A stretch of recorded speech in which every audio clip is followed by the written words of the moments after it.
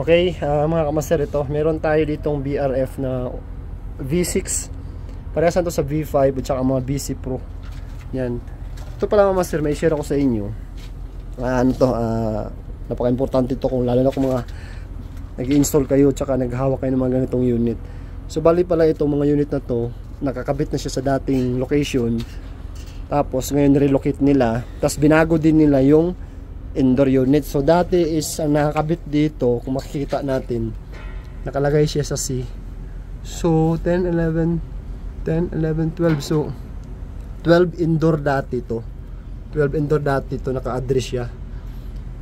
Kam alin hada? Indoor? Aywa, alin 9 sa? Ngayon dahil 9 ang 9 ang indoor niya ngayon ang ginamit nila. Yan, sa ANC3. Diyan tayo tingin pag nag-address tayo.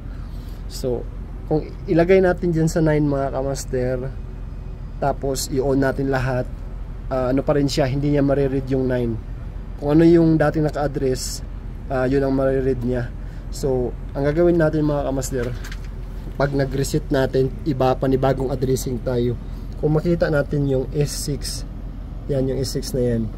So, itong number 2, iangat natin yan. Yun na natin, sister. Iangat natin itong number 2. Yan. Tapos itong ANC3 lagay natin sa 0. Okay. So naka-off yung power supply niya. Ngayon, kung makita niyo yan, nakaangat na yung S6. Nakaangat na yung number 2. Tapos yung ANC3 nilagay natin ulit sa 0. Tapos i-on natin yung power supply. Sabi show ko lahat ba? Yan, pa-on natin yung power supply. Yan lahat ginawa natin yan, na-reset natin lahat ng addressing. Yan, pagka-on niya may makita tayong mga kamaster yan. Makita nyo mag 00 siya. After ng 00 yan, it means na-clear na siya ngayon yung address. So panibago tayong addressing. Kaya sakir ka na ba? Pa-off naman natin yung power supply. Hintayin lang natin mga ilang minuto na ma-drain lahat yung kuryente sa unit natin. Yan. So kung wala natin makita mga umiilaw na lead yun sa loob, wala na rin. So ibalik na natin itong mga kamaster. Yan, yung inangat natin kanina, yung number 2 sa S6, baba natin. Tapos ilagay na natin yung sa 9 to 9, okay? Yan, lagay natin 9. Sama yung arrow niya. Yan. Ay sorry, sa 10 na tayo. Yan, 9. Yan, tapos after nun, i-on natin ulit yung power supply. Kalas, sabi siya, call ka na ba? Yan. Tapos hintayin na lang natin kung mariread niya dito ang 9 indoor na ngayon. So ibig sabihin goods na yan. Na-reset na natin ng maayos. Na-address na natin. Hindi na siya mag-error. Hintayin na lang natin maya-maya lang. Mga ilang minuto lang naman to.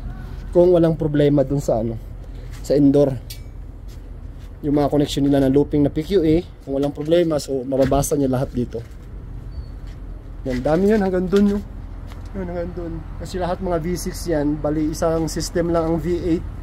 Yan, na-reset natin lahat yan. Ganun ginawa natin. So kung may encounter din kayo, ganun lang din gawin nyo para mabilis lang. So mga ganitong modelo V6. May na cover? V6. Mafi V6 ya? Ada Octo V6 Mafi? Ada V6. Ayo, Mafi Octo V6 fi? Sabi video. Ayo.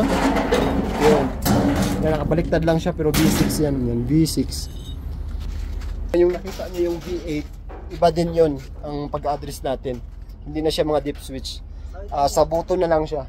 Ayo. Baliktad pa talaga niyo para makita daw. Yan V6 yan, mga ganong modelo na BRF. Pag tayo, nag-reset tayo ng unit pag nag-address tayo. Okay. Sana malinaw. Bali yun nga, ulitin ko lang, dating nakakabit sa ibang location to is iba ang maraming indoor tapos binago na naman nila ngayon. So ganun lang gawin natin pag ni-reset natin. Kasi hindi pwede na ito lang ang babaguhin natin itong NC3. Kailangan talaga natin i-reset dito sa E6 na yan para panibagong addressing. Kasi kung nakita niyo, 'di ba, yung sa V8 addressing tayo, hindi ganito. Dito tayo sa button na yan. Itong model na to, dito tayo mag-address. Ayan, iikot-ikot natin yung mga deep switch na yan. So yan mga kamaster, makita nyo, nare-read niya na yung 9. So ibig sabihin, goods na yung addressing natin. Yan. So, yun lang. Ganun lang simple ang pag-address ng ganito. Medyo pag hindi pa natin na-encounter, sasakit din talaga ulo natin kung hindi natin wala tayong idea, di ba? At least pagka sa inyo, pag napanood dito video na to, magkaka-idea na rin kayo. Okay, so 9 na to. Yan, 9. So, explain. Kalas, mabrok. 9, easy. Aywa. Okay. Okay, yun lang mga master. Gumana to. At itong mga addressing na to, nireset na natin lahat. Yan. So, yan lahat to. Yan. Tsaka ito. Ganun kadami yung ginawa namin dito ngayon. Yan. Yan. Yan.